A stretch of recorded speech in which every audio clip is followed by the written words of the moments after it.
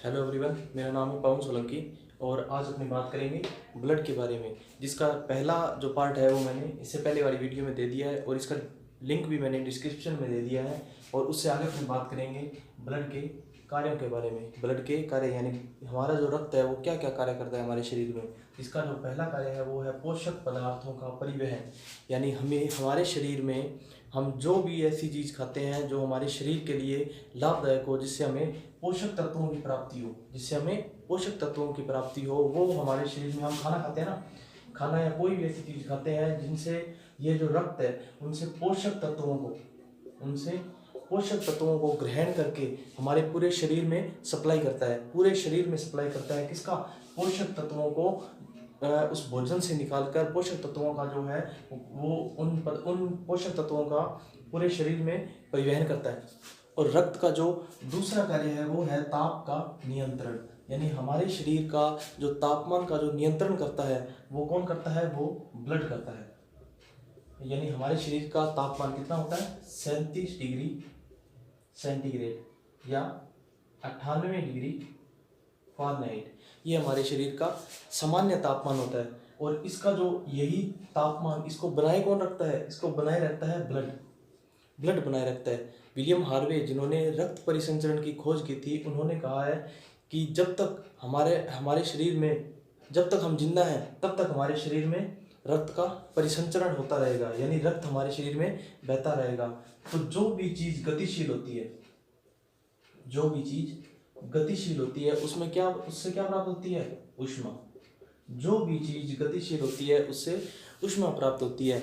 और उसी प्रकार ब्लड भी हमारे शरीर में परिवहन करता रहता है, सर्कुलेशन करता रहता है, परिसंचरण करता रहता है। और इससे क्या होती है, ऊष्मा प्राप्त होती है जो एक तापमान को बनाए रखती है। जो तापमान कौन सा है, 37 डिग्री सेंटीग्रेड या फिर 98 डिग्री फ़ारेनहाइट। तो हमारे शरीर का जो तापमान को जो नियंत्रण करता है वो कौन करता है, ब्लड। उसके बाद उसका तीसरा कार्य होता है ब्लड का, वो है ऑक्सीजन और कार्बन डाइऑक्साइड का परिवहन। हमारे शरीर में जो फेफड़े होते हैं वो सिर्फ एक स्टोर का कार्य करते हैं, यानी वायु यानी ऑक्सीजन का स्टोर का कार्य करते हैं सिर्फ। लेकिन हमारे पूरे शरीर में ऑक्सीजन पहुंचाने का कार्य कौन करता है, ऑक्सीजन का परिवहन का कार्य कौन करता है, वो करता है रक्त करता है। यानी ऑक्सीजन पूरे शरीर में पहुंचाने का कार्य रक्त करता है और CO2 को लाने का कार्य, CO2 लाने और ऑक्सीजन को ले जाने का कार्य कौन करता है, रक्त करता है। तो ये है हमारे ब्लड के कार्य। पहला कार्य कौन सा है, पोषक पदार्थों का परिवहन। दूसरा कार्य है तापमान का नियंत्रण। तीसरा कार्य है ऑक्सीजन व CO2 का परिवहन, यानी हमारे शरीर में ऑक्सीजन को लाने और CO2 यानी कार्बन डाइऑक्साइड को ले जाने का कार्य कौन करता है, ब्लड करता है। आगे अपनी बात करेंगे रक्त के घटक के बारे में, रक्त के घटकों के बारे में, यानी रक्त किन किन से मिलकर बना होता है। तो ये रक्त बना होता है दो चीज़ों से मिलकर। इनमें से एक होता है प्लाज्मा और दूसरा होता है रुधिराणु। प्लाज्मा जो होता है वो 60% होता है रक्त में, और बाकी जो 40% होता है वो होता है रुधिराणु। प्लाज्मा और रुधिराणु से मिलकर रक्त बना होता है। प्लाज्मा और रुधिराणु ये इनके घटक हैं, ठीक है। तो प्लाज्मा में फाइब्रिनोजन और प्रोथ्रोम्बिन ये एक प्रोटीन है, ठीक है। प्लाज्मा में प्रोथ्रोम्बिन और फाइब्रिनोजन एक प्रोटीन है। अब देखो, फाइब्रिनोजन जो प्रोटीन होता है वो उसका कार्य क्या होता है कि ये रक्त को गाढ़ा करके रखता है, ठीक है।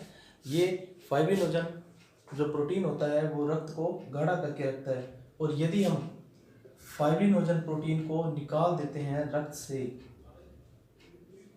फाइब्रिनोजन प्रोटीन को रक्त से निकालने के बाद इसका जो रंग हो जाता है, रक्त का जो रंग वो हल्का पीला हो जाता है। यानी ये एक प्रोटीन है जो किसमें पाया जाता है, प्लाज्मा में। यदि हम इस फाइब्रिनोजन प्रोटीन को निकाल देते हैं तो एक तो ये हल्का पीला हो जाता है रक्त, ये हमारा प्लाज्मा रक्त, ठीक है, और ये हमारे इस और पतला हो जाता है, हल्का पीला और पतला हो जाता है। पतला कैसे हो जाता है? क्योंकि ये का क्या कार्य करता है, ये इसमें रक्त को गाढ़ा करने का कार्य करता है और रक्त को लाल लाल करने का कार्य भी यही करता है, ठीक है। आरबीसी के अंदर मैंने बताया था हीमोग्लोबिन लाल करने का कार्य करता है, लेकिन प्लाज्मा के अंदर यदि हम इसको निकाल दें, प्लाज्मा का वैसे जो प्लाज्मा का कलर होता है वो हल्का पीला ही होता है, हल्का पीले कलर का होता है प्लाज्मा, ठीक है। और ये इनके प्रोटीन है, ठीक है, जिनको निकालने के बाद ये इनका जो रंग हो जाता है वो हल्का पीला और पतला हो जाता है।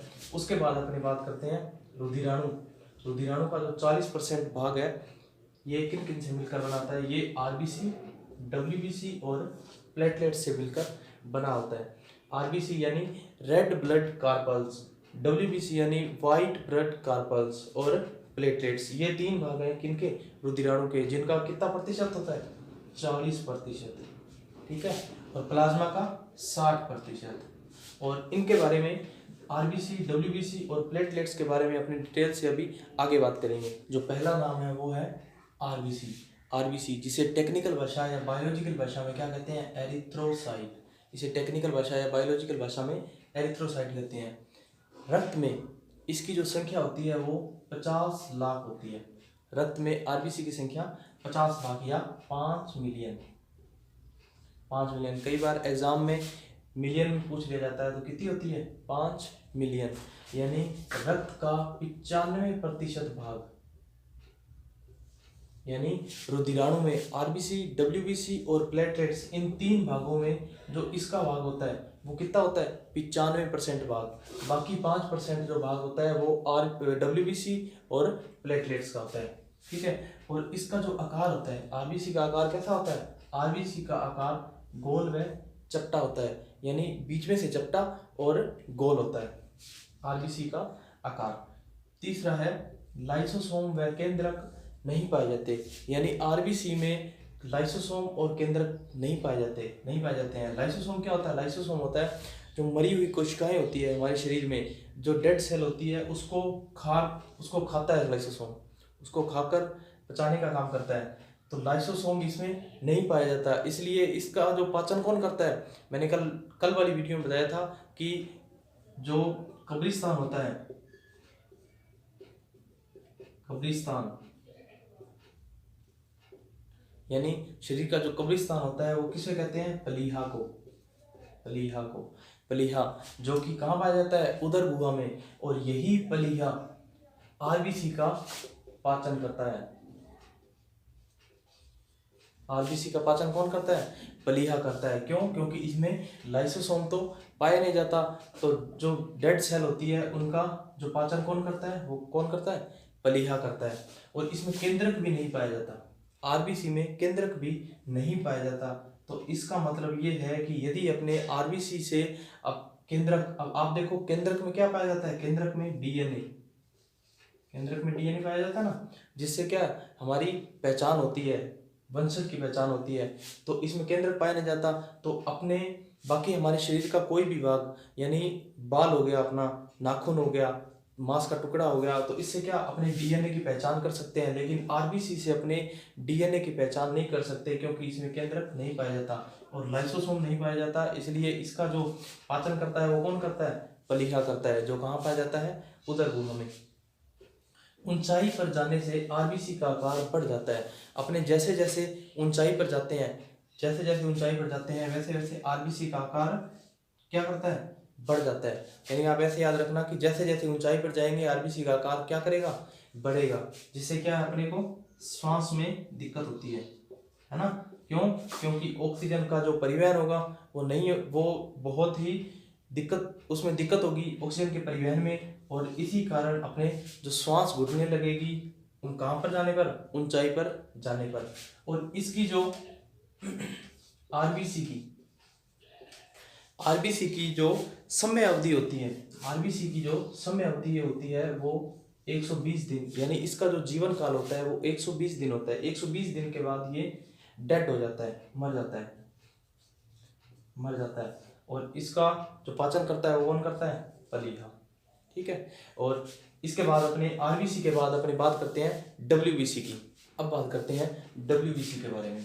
अभी अपने बात की आरबीसी के बारे में, और सेकंड है डब्ल्यूबीसी, जिसका जो टेक्निकल नाम है या बायोलॉजिकली नाम है वो क्या कहते हैं, ल्यूकोसाइट। बायोलॉजिकल नाम ल्यूकोसाइट कहा जाता है इसे। ठीक है, और इसका आकार होता है वो अनिश्चित होता है, यानी इसका निश्चित आकार नहीं होता, कुछ भी हो सकता है, ऐसे ऐसे कुछ भी XYZ, कुछ अनिश्चित आकार होता है। इसकी जो संख्या होती है वो 10,000 होती है। डब्ल्यूबीसी की संख्या 10,000 पाई जाती है रक्त में। इसका जो जीवन काल होता है वो 4 दिन तक होता है, यानी 4 दिन के बाद वो डेड हो जाती है और फिर दोबारा बनती है। अब मैंने इससे पहले वाली वीडियो में बताया था ना कि रक्त का जो बनना, रक्त कहाँ से कहाँ पर बनता है, वो बनता है अस्थि मज्जा। कहाँ बनता है, अस्थि मज्जा, यानी हड्डियों के बीच में जो जाली जैसी संरचना होती है वहां बनता है, और यहीं से बनकर वो 4 दिन के बाद फिर दोबारा नया डब्ल्यूबीसी का निर्माण होता है।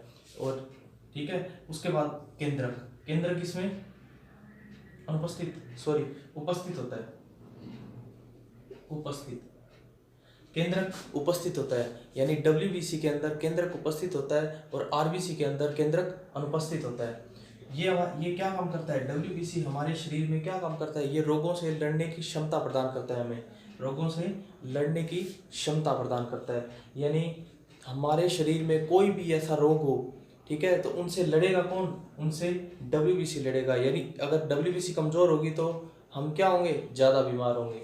अब देखिए इनके प्रकार, यानी हमारे शरीर में कोई भी अंग होता है उसका अलग अलग कार्य होता है, उसी प्रकार डब्ल्यूबीसी के अंदर जो भाग होते हैं उन सभी का भी क्या होता है, अलग अलग कार्य होता है। जिसमें पहला भाग होता है वो होता है, पहला जो प्रकार होता है वो होता है एंटीबॉडी। एंटीबॉडी क्या करता है, एंटीबॉडी रक्षा करता है। यानी हमारे शरीर में यदि कोई वायरस या बैक्टीरिया कोई भी हमारे शरीर में अगर प्रवेश करता है तो उसको पहचानने का कार्य कौन करता है, उसको पहचानने का कार्य एंटीबॉडी करता है। ठीक है, डब्ल्यूबीसी के अंदर एंटीबॉडी होता है और एंटीबॉडी हमारे शरीर में रोगों को पहचानने का कार्य करता है। यानी हमारे शरीर में नया कोई भी ऐसा बैक्टीरिया या वायरस आता है तो उसको पहचानने का कार्य कौन करता है, एंटीबॉडी। अब पहचान लिया, पहचानने के बाद फिर लिम्फोसाइट क्या करता है, लिम्फोसाइट टी आकार की कोशिका होती है, इसका आकार टी के समान होता है, इसलिए इसको टी सेल कोशिका या टी कोशिका कहा जाता है। और लिम्फोसाइट क्या करता है, लिम्फोसाइट उन्हें मारने का कार्य करता है। ठीक है, अब एंटीबॉडी था, एंटीबॉडी ने क्या, पहचानने का कार्य किया, पहचानने के बाद उसे मारने का कार्य किसने किया, लिम्फोसाइट ने। किसने किया, लिम्फोसाइट या टी कोशिका। तो अब मर गया, कोशिका डेड होगी, है ना। डेड होने के बाद वो हमारे शरीर में ऐसे ही घूमती रहेगी, तो कुछ टाइम बाद गलने के बाद वो हमारे शरीर को नुकसान पहुंचा सकती है। तो उसके लिए उसका भक्षण होना भी जरूरी है ना, उसका भक्षण करने वाला भी तो कोई ना कोई होना चाहिए ना। तो भक्षण का कार्य कौन करता है, मोनोसाइट क्या कार्य करता है, भक्षण का। यानी हमारे शरीर में रोगों को पहचानने का कार्य किया एंटीबॉडी ने, पहचान लिया, पहचानने के बाद उसे मारने का कार्य किया लिम्फोसाइट ने, लिम्फोसाइट के बाद मरने के बाद मोनोसाइट ने क्या कार्य किया, भक्षण का। अब देखो, अब हम खाना खाते हैं ना, तो पेट तो बढ़ेगा, इसीलिए मोनोसाइट क्या भक्षण करेगा तो इसका भी तो आकार बढ़ेगा ना। तो सबसे बड़ा आकार होता है वो किसका होता है, मोनोसाइट का। सबसे बड़ा आकार होता है वो किसका होता है, मोनोसाइट। जो बड़ा इन सभी में जो बड़ा आकार होता है वो मोनोसाइट का होता है। क्यों, क्योंकि ये भक्षण करता है रोगों का। ठीक है, ये सभी हो गए, ये अपना डब्ल्यूबीसी।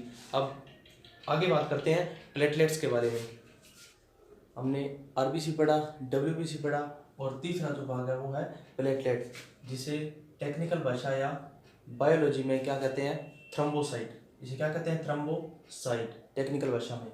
उसके बाद है इसका आकार उत्तल लेंस के आकार का होता है। इसका आकार कैसा होता है, उत्तल लेंस के आकार का। इसकी जो संख्या होती है वो 2 लाख होती है। ठीक है, इसकी संख्या कितनी होती है, 2 लाख। जीवन काल इसका होता है 7 दिन। यानी ये 7 दिन तक इसकी प्लेटलेट्स की जो कोशिकाएं हैं वो जीवित रहती है, और उसके बाद फिर 7 दिन के बाद डेड होने के बाद फिर नई कोशिकाएं बनती है। यानी 7 दिन के बाद इनमें जो नई कोशिकाएं बनना शुरू होता है, बाकी जो पहले वाली जो कोशिकाएं होती है वो डेड हो जाती है। केंद्रक इसमें अनुपस्थित होता है। केंद्रक क्या होता है? अनुपस्थित। हमने पढ़ा आरबीसी में केंद्रक अनुपस्थित होता है, डब्ल्यूबीसी में उपस्थित होता है, और केंद्रक प्लेटलेट्स में अभी अनुपस्थित होता है। ठीक है, तो अनुपस्थित होता है इसका मतलब क्या, अपने हम प्लेटलेट्स के द्वारा अगर अपने को कोई प्लेटलेट्स दे किसी डॉक्टर को, अपने उसका डीएनए नहीं पता लगा सकते। ठीक है, केंद्रक का मतलब क्या होता है कि इसमें डीएनए होता है, और अगर केंद्रक अनुपस्थित होगा तो उसमें डीएनए का पता नहीं लगा सकते। ये हमारे शरीर को क्या, ये हमारे शरीर में प्लेटलेट्स क्या कार्य करता है? हमारे शरीर में प्लेटलेट्स शक्ति प्रदान करता है। यानी आपने कभी कभी देखा होगा कि कुछ बच्चे या हमारे गांवों में आपने देखा होगा कि बहुत से लोग बहुत समय तक काम करते हैं। कोई तो ऐसा होता है कि 1 या 2 घंटे काम करने के बाद या पढ़ने के बाद थक जाता है, लेकिन कभी कभी आपने देखा होगा कि 7-8 घंटे लगातार काम करते हैं या लगातार पढ़ते हैं। तो इसका मतलब क्या है कि उनमें जो शक्ति जो प्रदान करता है उनके पढ़ने की, उन्हें अधिक समय तक पढ़ने की या काम करने की जो शक्ति प्रदान करता है वो कौन करता है? प्लेटलेट्स। यानी अगर कोई भी व्यक्ति कम काम करता है या कम पढ़ता है, 1-आधा घंटा, उसके बाद आलस आना शुरू हो जाती है, तो इसका मतलब ये है कि उसमें प्लेटलेट्स की कमी है। उसके बाद बात करते हैं इनको बढ़ाने का तरीका। यानी अगर कमी होगी तो उसको बढ़ाने के लिए कुछ ना कुछ तो चाहिए ना। तो बकरी का जो दूध होता है उनमें प्लेटलेट्स बढ़ाने की क्षमता होती है। बकरी के दूध में प्लेटलेट्स बढ़ाने की क्षमता पाई जाती है। इसके अलावा गिलोय और एलोवेरा एक प्लांट है। गिलोय और एलोवेरा क्या है? प्लांट। ये क्या करते हैं? ये प्लेटलेट्स बढ़ाने के काम आते हैं। ठीक है, अब देखो आरबीसी। हमारे शरीर में आरबीसी क्या काम करती है? सुस्त नहीं होने देती। आपने कभी देखा होगा बच्चे बहुत ही सुस्त होते हैं, यानी आलस रहना या बहुत ज़्यादा नींद आना, है ना, तो वो किसकी कमी के कारण होता है? आरबीसी की कमी के कारण। यानी सुस्ती किसके कारण होती है? आरबीसी की कमी। उसके बाद डब्ल्यूबीसी हमारे रोगों से लड़ने की क्षमता प्रदान करता है। रोगों से लड़ने की क्षमता। आरबीसी सुस्ती आना किसकी कमी से होता है? आरबीसी की। और डब्ल्यूबीसी की कमी से क्या होता है? रोगों से लड़ने की क्षमता कम होगी। और डब्ल्यूबीसी की अगर अच्छी मात्रा है डब्ल्यूबीसी हमारे शरीर में, तो रोगों से लड़ने की जो क्षमता प्रदान करेगा। उसके बाद है प्लेटलेट्स। और प्लेटलेट्स हमारे शरीर में क्या काम करता है? प्लेटलेट्स हमारे शरीर में शक्ति प्रदान करता है। प्लेटलेट हमारे शरीर में शक्ति प्रदान करता है, यानी अधिक समय तक काम करने की जो क्षमता प्रदान करता है वो कौन करता है? प्लेटलेट। तो आज ये अपना टॉपिक ब्लड जो था वो कंप्लीट हो गया है। और यदि आपको ये वीडियो पसंद आई है तो सब्सक्राइब, लाइक, शेयर जरूर कीजिएगा। और एक नए टॉपिक के साथ अपने फिर अगली वीडियो में मिलेंगे। धन्यवाद।